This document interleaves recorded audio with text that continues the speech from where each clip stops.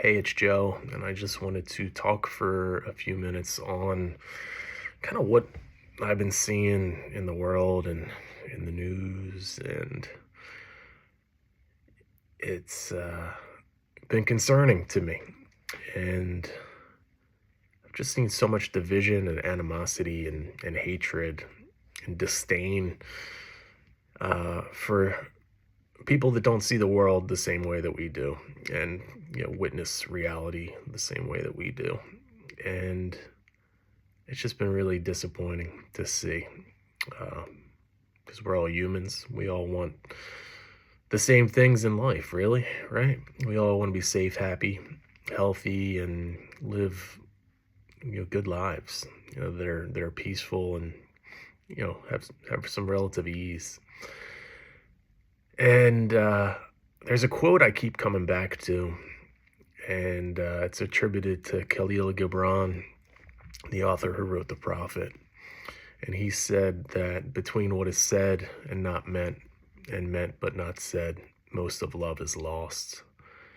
And I've been thinking about that quote every day, for a few months now, and it's so salient to me because I just see, you go online on social media and you just see people arguing with each other over things that we have limited perspectives on. Some people are very, very well informed, some people aren't.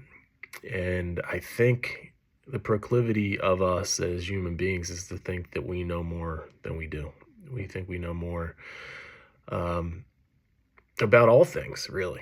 And we have a very limited, kind of finite perspective on things. And the way that the media is set up right now really caters to enforce our pre-established beliefs of what's right, what's wrong, what's real, what's not. And we need to be really, really careful about the storylines and objectives that we are allowing ourselves to be reinforced. And when you talk about politics or religion or belief systems in general, or immigration, any of the hot button issues now, I think it's so important to really learn how to create some space between the person that you're speaking with and your reaction to them. If you can listen to a person and understand where they're coming from, what's the energy that they're coming from, what's the vibration of what they're coming from, is it a place of fear, is it a place of love, is it a place of compassion, and is it a place of scapegoating certain groups? We all want the best. And I think we all need to understand when we're having conversations with people or arguments that this person wants, the best for, their family, wants the best for their community, you would hope, and the country and the world. And we're not always approaching that the same way. And we have some really, really deep divides in this country right now. And I think the only way to heal those divides is to understand where people are coming from. I think anybody that knows me well knows kind of where I lean politically and ideologically. I believe that all men are created equal. It doesn't matter what you are. It doesn't matter if you're white, black, brown, any color, and it doesn't matter what your proclivities are, your gender is, what your sexual orientation. I love all people. It's hard to.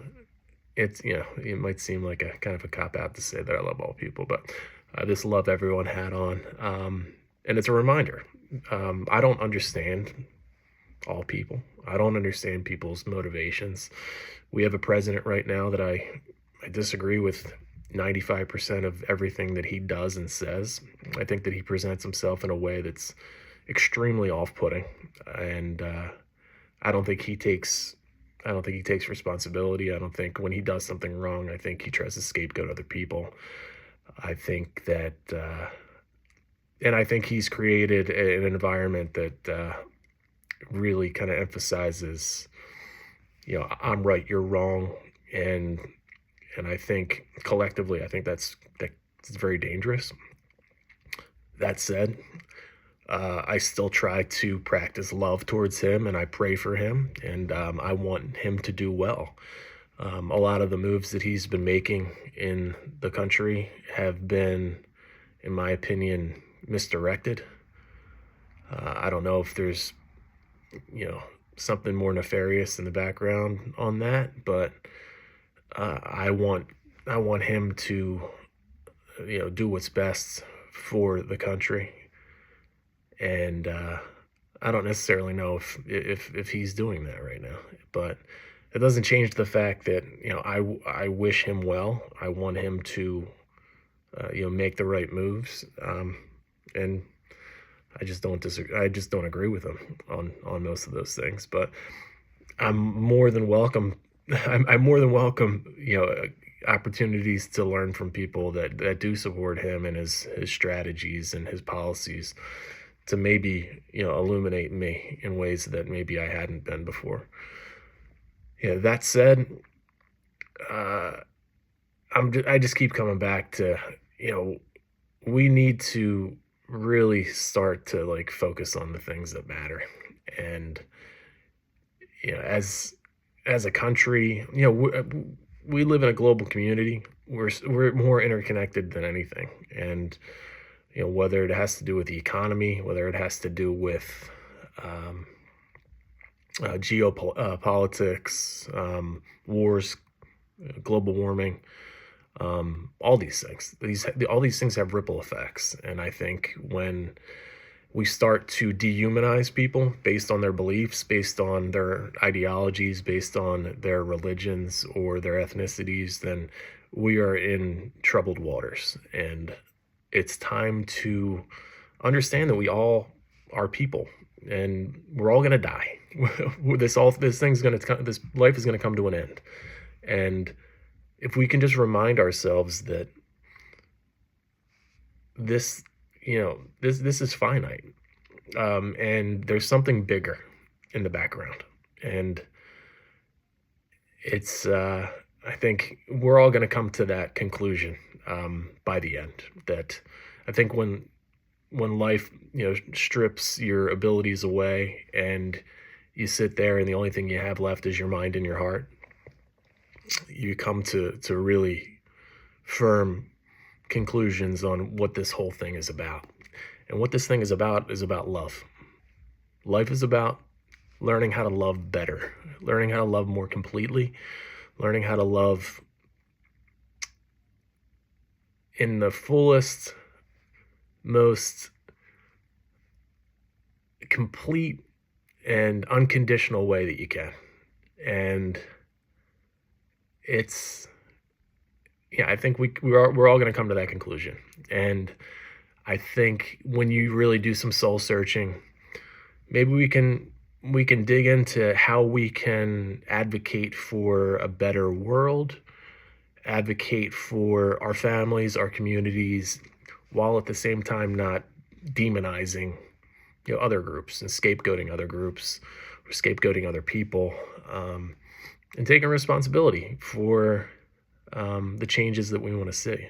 And I think that goes first and foremost inside. We need to start with ourselves. Where are we missing the mark? The word sin, it comes from a Greek word that means missing the mark. And I think when we're not living up to our fullest capability, when we are refraining from letting our voices be heard, we're sinning. And I really hope that we can all take this opportunity, this time when there's so much division. It seems like the world's on fire. Seems like all of our hair is on fire. And there's so much fear And I think we need to start coming back to love. It's the only thing that's going to save this ship from sinking. Whether it's this country, globally, you know, if you're seeing division out there, dig a little deeper. Dig a little deeper, because we're all part of this whole. And you know, I don't think there's a mistake that where we're at right now. I think societally we've made a lot of bad decisions. Policy wise in this country, we've made a lot of bad decisions. We have left certain segments of the population and set them back, you know, decades, centuries. And we need to start, you know, looking at each other like brothers and sisters, because we're all brothers and sisters. This, yeah, I'm just, I wanted to discuss kind of how I felt, because it's crazy times, and I am really, really, really optimistic on the potential that we have to create a better world. So get out there and hug people. Get out there and get amongst nature and learn. You know, this life that we're living here is a gift.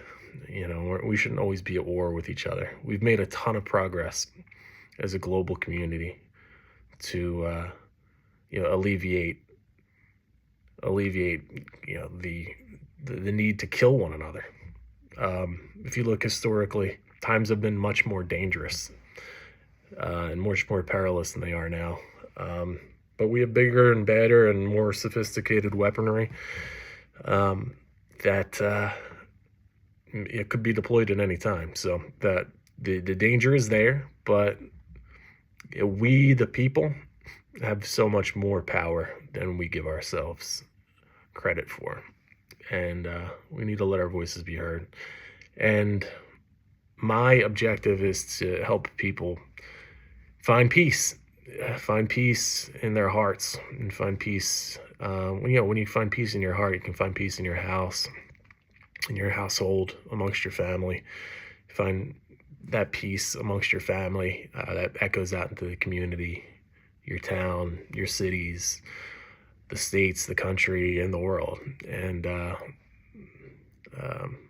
yeah, I love you all, and I just I think it's time to turn the page on animosity and come back to love. God bless.